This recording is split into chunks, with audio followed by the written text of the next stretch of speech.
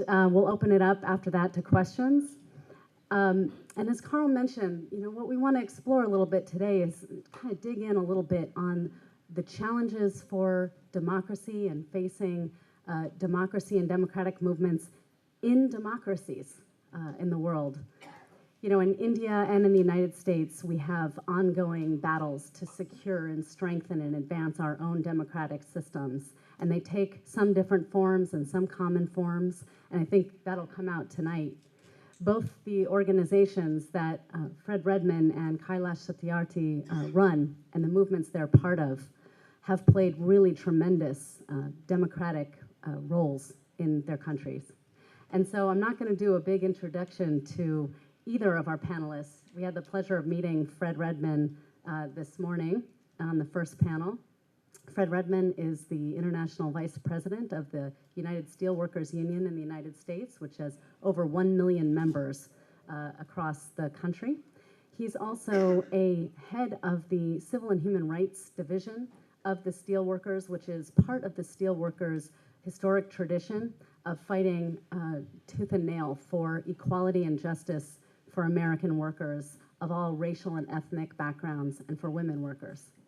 He's also, as Carl mentioned, on the board of some of our most important civil rights bodies within our labor movement, the Coalition of Black Trade Unionists and the A. Philip Randolph Institute. And he's also on the board of the National Endowment for Democracy. And together you take all of these boards and you see the makeup of an individual who's dedicated his entire life for the global march for justice and dignity in America. And we also have Kailash Satyarthi, who is has created in 1998 the largest civil society network on earth combating and working to eradicate child labor around the world, the Global March Against Child Labor.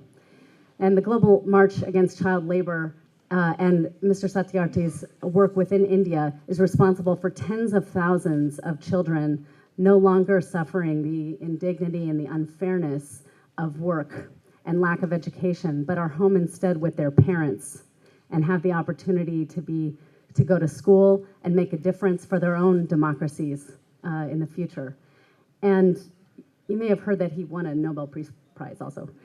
So that's cool also.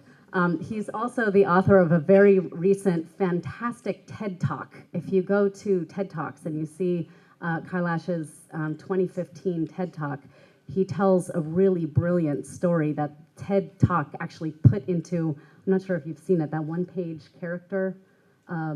Anyway, they took his talk and turned it into a cartoon. And the sort of gist of the talk was how in the course of Kailash Satyarthi's life from a young child, an activist and a parent in his life, he saw a lot of injustice and unfairness, and it made him really angry. And over the course of his life, these experiences that made him angry turned him into a powerful activist. Anger, when channeled into a democracy movement, a rights movement, a justice movement, is a really powerful catalyst for change. And so with that introduction, I'm going to ask Kailash first. We're here in this room with a bunch of democracy activists. All of us here are deeply committed to this global march for democracy and dignity. So why is the struggle against child labor, starting with India and around the world, why is that such a relevant fight for democracy and democratic advancement? What are the root causes of child labor? And why does it matter that we wage this fight together? Thank you. Please. You're welcome. Yeah.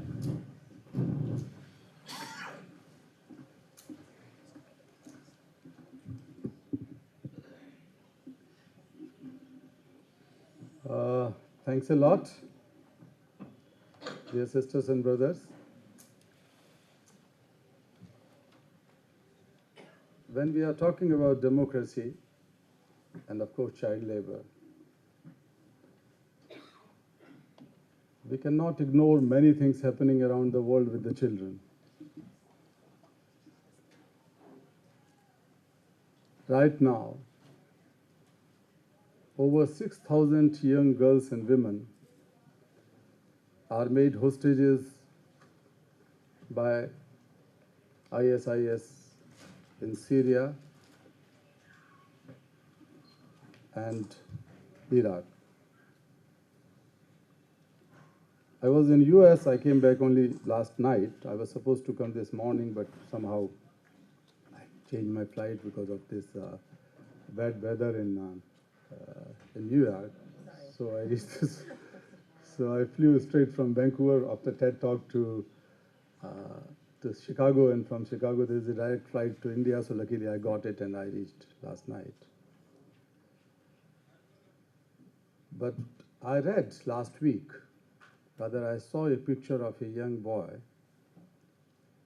6 or 7-year-old boy, who has been given a gun in his hand to kill a person whom IS considered a spy. He was an Egyptian man who was killed by the boy. About a month ago, I was reading the news that some of the children who have been kidnapped along with their parents, especially with their mothers, and mothers were sold to work as sex workers. And if the young boys or girls were crying for mothers, they were buried inside the earth alive. Some of the boys and girls are being trained to become child soldiers. I have been the part of a campaign to free the girls who have been taken by Boko Haram. All these girls were kidnapped. 182 girls were kidnapped from a school. Half of them somehow could escape, and almost half are still there. About 100 are still there, and nobody knows their fate.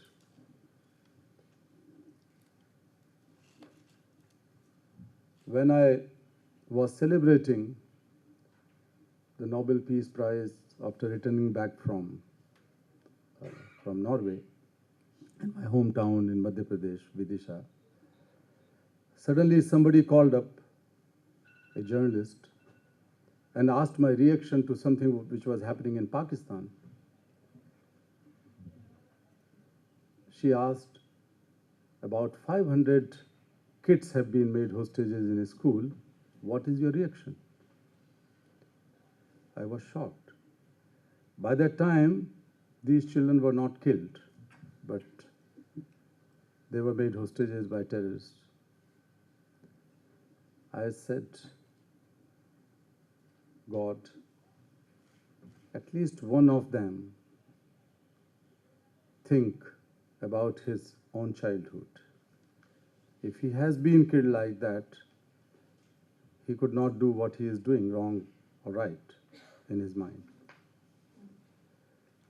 But my spontaneous reaction was, I appeal them that please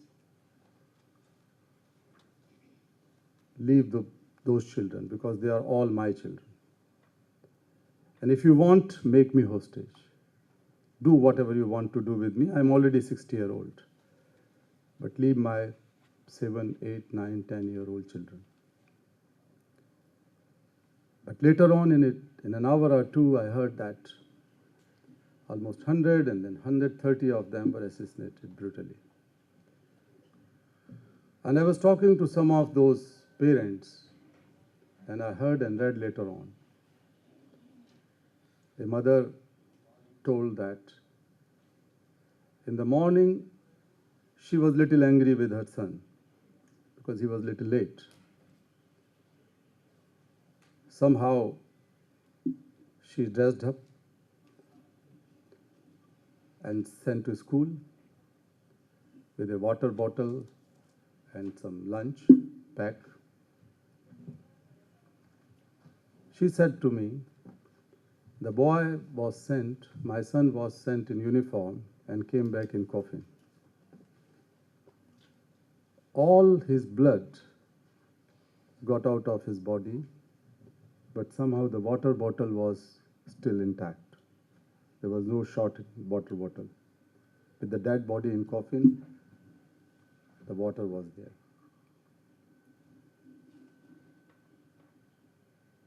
We live in a civilized world, what we think. We live in advancement of technologies. We live in a place what we call democracy. But is the world safe for our children? And if millions of children are living in fear, it is not necessary that they have been assaulted, they have been kidnapped, they have been beaten up. But if their neighbor has been kidnapped, made hostages, or killed, rest of the children are bound to live in fear. Fear and democracy cannot go hand in hand. Fear and democracy cannot go together. If we are creating an environment of fear all across the world, if we are not able to address the problem of intolerance which is going across the world, if we are not able to solve the growing violence, we cannot create a vibrant democracy. We cannot think of inclusive development. We cannot think of a world with peace. All these things are so interconnected. Today, when we are talking here, 168 million children are working somewhere in mines and factories and houses, fields, farms. Today, when we are talking here, 57 million children have not seen their classrooms or door of any school. And another 150 million children could not complete their primary education and they were dropped out. 1 out of 6 people are illiterate. We have to think that how can we think of a successful, a vibrant democracy without education? Child labor is denial of very fundamental human rights. Child labor is denial of education. It's denial of collective bargaining. It's denial of democracy. If so many children are working in full-time jobs, we cannot think of a democratic world. We live in the age of economic growth, or what we call knowledge economy also. And if such a large number of children, hundreds of millions of children are denied education, then we cannot think of neither inclusive growth nor their participation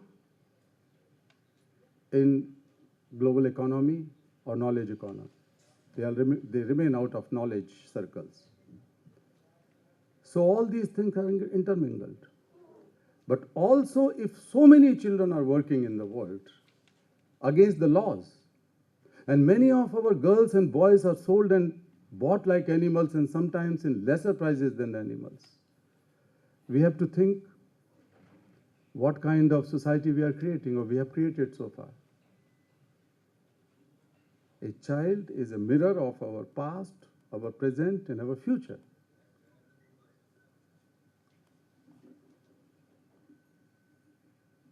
If these children are working against the law, means there is a failure of law.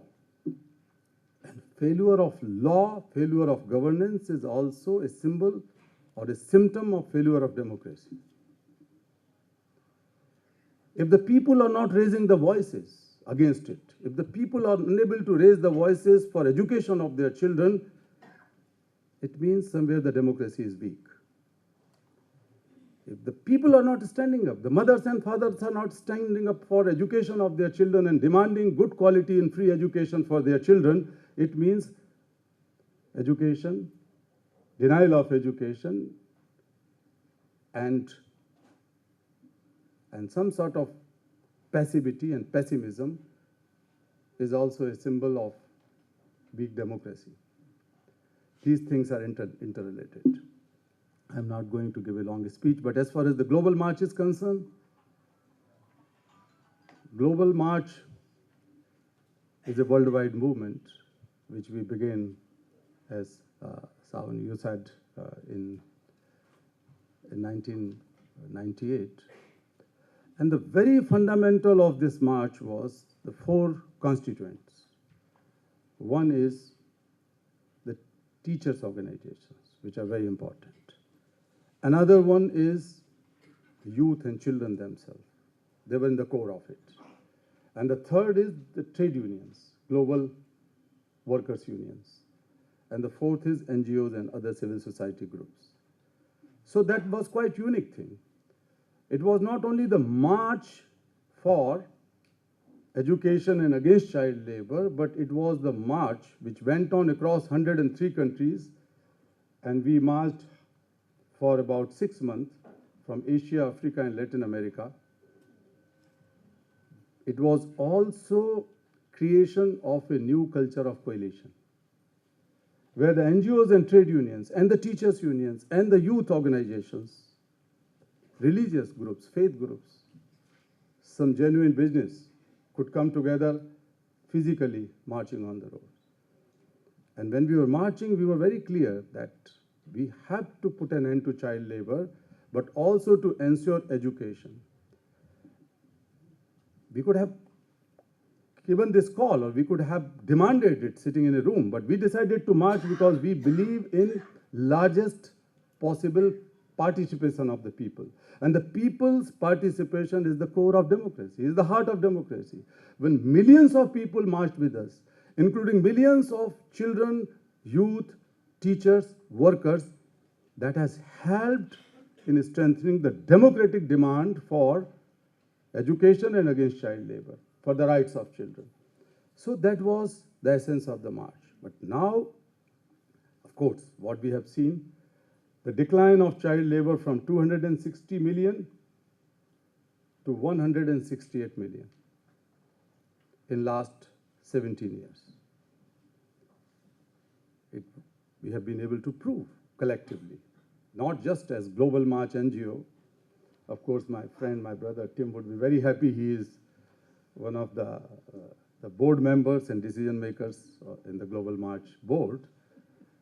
But there are many others, actually. I see my friends from Nepal and other places who have been leading the Global March in their countries. So it has been a success. We have also seen the number of children out of school has gone down from 130 million to 57 million now, less than half. So progress has been made, but it is not enough.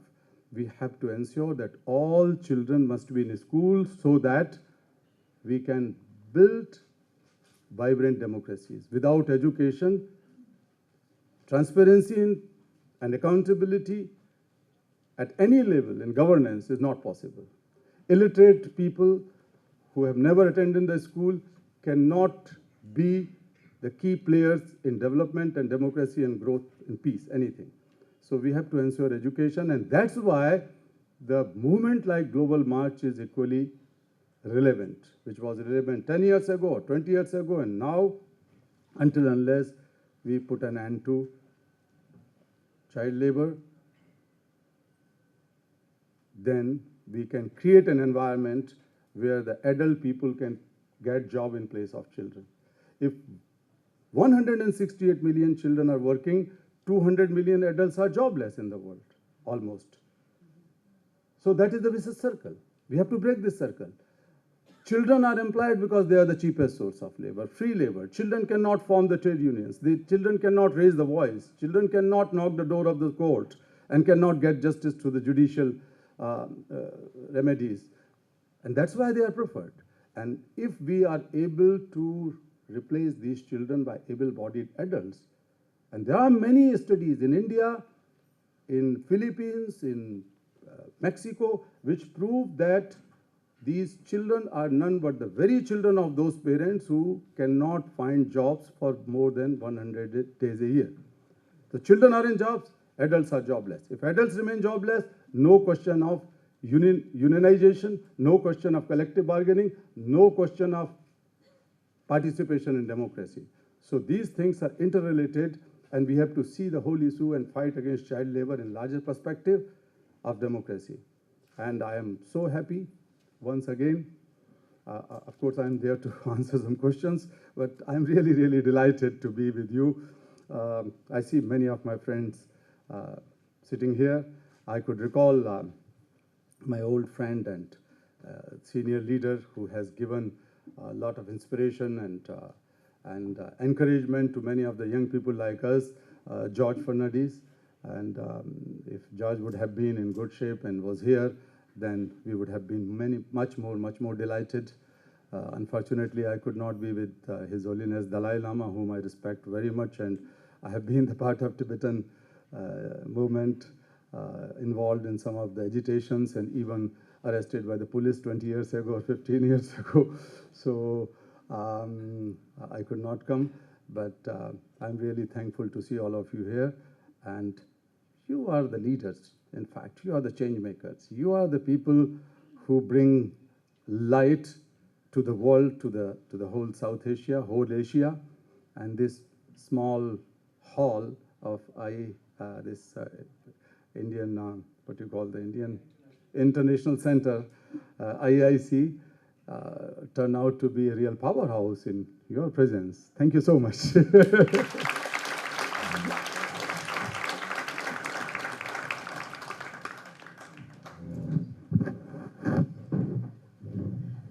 So thank you. And I think a lot of the themes that Kailash talked about, people will have a lot of questions about and resonate with some of the discussions earlier today. They also resonate with our theme of this panel very deeply, the global march for human dignity and democracy around the world, and the role of social movements, coalitions like we have in this room, in advancing that kind of tremendous change. Fred, in the United States, we too have had our own struggles, our own marches for dignity and democracy. Just this month we celebrated the 50th anniversary of the march in Selma for voting rights for African Americans, and we see those rights being rolled back today rather than advanced. It took a broad-based social movement to bring about the original changes in the Voting Rights Act and for more justice and democracy for Americans. I wonder how you see the connection between the civil rights movement in the United States and the labor movement in the United States, and why that connection is so important in the American March for Democracy and Dignity.